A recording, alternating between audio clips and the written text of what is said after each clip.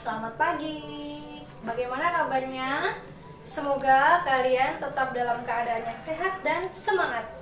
Oke, hari ini kita lanjutkan pembelajaran kita di tema yang ketiga tentang tokoh dan penemuan, dan masih di subtema yang pertama, yaitu tentang penemu yang mengubah dunia. Nah, kemarin anak-anak sudah membaca sebuah bacaan. Di situ tentang siapa ya tokohnya ya?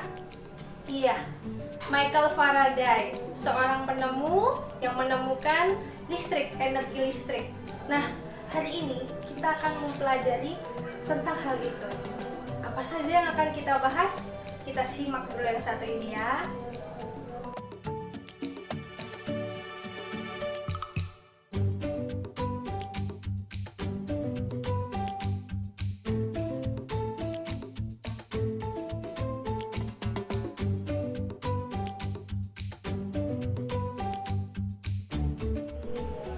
Oke, kemarin di teks yang kalian baca, di situ ada istilah arus listrik. Bahkan anak-anak sudah menjawab dengan sangat baik. Arus listrik adalah sebuah gelombang elektromagnet yang membawa energi listrik. Nah, pasti kalian masih ada pertanyaan kan ya, arus listrik sebenarnya seperti apa? Sekarang kita bayangkan ketika anak-anak di rumah mau menyiram tanaman menggunakan selang. Pernah? Nah, pasti yang kalian lakukan setelah selangnya tersambung dengan keran airnya diputar, lalu selangnya diarahkan ke tanaman kan? Baru airnya akan mengalir ke tanaman yang akan disiram. Nah, begitu juga dengan arus listrik. Listriknya dari mana? Sama seperti selang tadi. Listriknya itu berasal dari keran. Kerannya apa? Dari sumber energi listrik. Contohnya bisa baterai yang ada di rumah, bisa sumber colokan yang ada di rumah kalian yang dari PLN. Nah, itu contoh sumber energi listrik. Dari situ kan, kemudian disambungkan menggunakan apa ya yang panjang itu ya? Kabel. Nah, kabel itu gunanya sebagai penyalur energi listriknya. Nah, kemudian kalau kalian nyiram tanaman, yang menerima airnya kan tanaman. Nah, kalau arus listrik yang menerima siapa? Iya, alat-alat elektronik. Bisa televisi, bisa lampu, bisa kulkas, dan masih banyak lagi. Jadi maksudnya seperti ini. Arus listrik dari PLN kemudian dihubungkan dengan kabel. Lalu kabel yang sudah membawa energi listrik itu menyalurkan arus listriknya ke alat elektroniknya sehingga bisa menghasilkan energi listriknya. Oke, bisa dipahami ya maksudnya ya. Nah, selain itu, hal penting kedua yang sudah dibaca dari teks adalah kalian lihat digambarkan di situ ada dua rangkaian listrik, yaitu rangkaian seri dan rangkaian paralel. Apa bedanya? Nah, bedanya dari, coba lihat dari gambarnya, pasti bentuknya sudah berbeda. Nah, hari ini kita akan membahas yang pertama dulu, yaitu tentang rangkaian seri.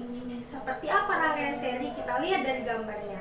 Nah, ada lampu yang disusun berjajar ya, 1, 2, kemudian ada baterai. Nah, jadi arus listriknya itu mengalir dari baterai, itu kan ada kutub positif dan negatif kan? Nah, arus listriknya mengalir dari kutub positif, kemudian ke lampu 1, lalu ke lampu yang kedua, kemudian kembali ke baterai lewat kutub yang negatif. Nah, kemudian mengalir lagi dari kutub positif ke lampu 1, lampu 2, kembali ke baterai. Begitu seterusnya untuk rangkaian seri. Bisa dipahami ya? Oke, di sini Bu Anas akan menjelaskan lebih detail tentang rangkaian listrik yang seri ya. Nah, di sebelah sini ini ada komponen-komponen listriknya. Oke, jadi kita akan mulai di sini buat ada lampu. Sini misalnya lampunya ada 1. Oke, kemudian untuk menyalakan lampu kita membutuhkan sumber energi listriknya. Nah, misalnya di sini Ibu menggunakan baterai. Nah, di sini Bu mau coba menggunakan 2 baterai. Nah, ini kita menghubungkan baterainya gini ya. Kalian pasti sudah sering kan? Tidak boleh kalau diputar. Nah, dia misalnya yang ada bagian yang menonjol itu ini kutub positif, lalu bagian yang tidak ada tonjolan itu yang negatif. Nah, jadi tidak boleh yang positif ketemu positif ya. Positif harus ketemu negatif di sini. Nah, oke. Sudah ada lampu, sudah ada sumber listriknya, kita harus hubungkan menggunakan kabel. Ya. Nah, baru kita hubungkan ke sini. Oke, lampunya bisa menyala. Nah, jadi seperti yang Ibu sudah jelaskan tadi, ini kan kutub positif baterai mengalirkan arus listrik menuju ke lampu ini. Kemudian dari lampu ini arus listriknya mengalir kembali ke kutub yang negatif. Begitu seterusnya. Nah, kalau kalian mau tahu arus listriknya seperti apa, nah, ini dia arus listriknya. Alirannya seperti itu. Oke ya. Nah, sekarang Ibu mau coba nih. Tadi kita buat satu lampu. Sekarang coba dibandingkan kalau Ibu mau gunakan ada 2 lampunya. Nih, kita hubungkan dengan kabel. Oke, gini. Nah, tadi baterainya 2 untuk menyalakan satu lampu. Sekarang baterainya 2 untuk menyalakan 2 lampu. Otomatis kalian bisa lihat perbedaannya ya. Nah, jadi kalau di rangkaian seri itu benar-benar arus listriknya hanya melalui satu jalur.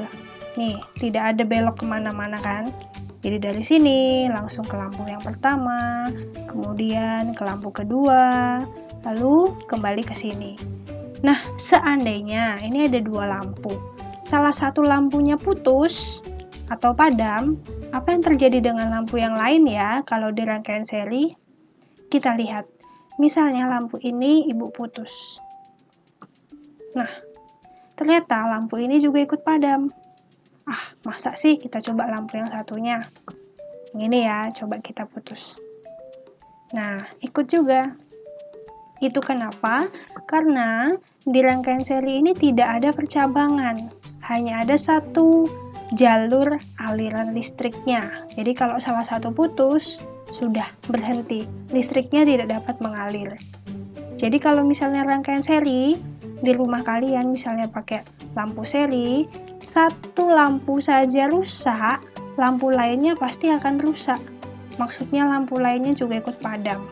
Nah, itulah kelemahannya rangkaian seri. Gitu ya. Oke, di rumah, meskipun kita di situasi pandemi seperti ini, anak-anak bisa bersama orang tua, bisa bertanya dengan papa, dengan kakak, atau dengan mamanya. Boleh bertanya, di rumah contoh rangkaian listrik yang seri apa ya? Ibu kasih tahu nih.